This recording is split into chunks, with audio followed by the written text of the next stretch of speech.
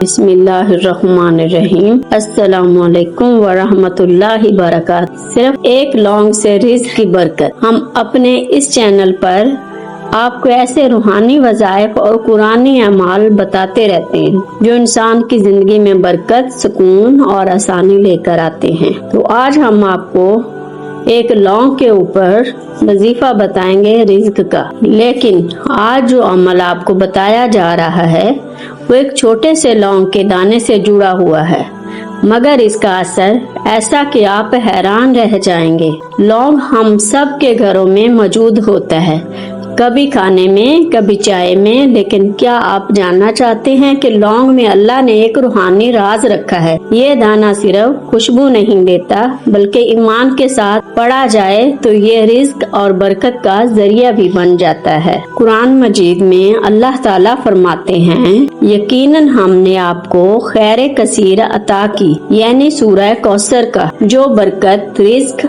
सूरह कौसर के पढ़ने से आता है, उसमें बहुत ज्यादा बरकत होती है। अब आइए असल अमल को समझते हैं। सबसे पहले एक साफ सुथरा लौंग ले लीजिए, इस पर 7 मरतबा दुरूद इब्राहिमी पढ़ें, फिर 21 मरतबा सूरह कौसर की तिलावत करें, आखिर में 7 मरतबा फिर दुरूद इब्राहिमी पढ़ें। जब तिलावत मुकम्मल हो जाए तो इस लौंग को छोटे से कपड़े में लपेटकर अपने पर्स में रख लीजिए। उस जगह रख दें जहां आप अपने पैसे या कीमती चीजें रखते हैं।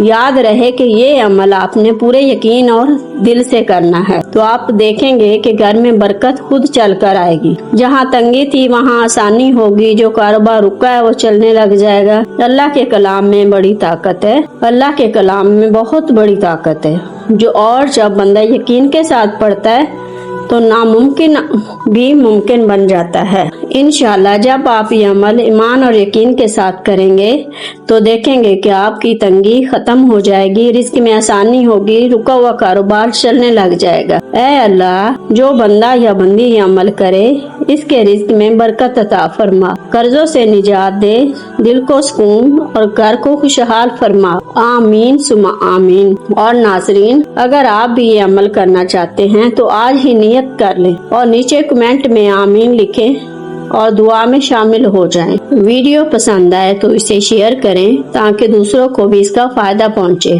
अल्लाह आपका हामी और नासिर हो। अस्सलामु अलैकुम वरहमतुल्लाहि वबरकातुहू। हमारे चैनल को लाइक, कमेंट, शेयर और सब्सक्राइब जरूर कीजिएगा। जज़ाकल्लाह खैर।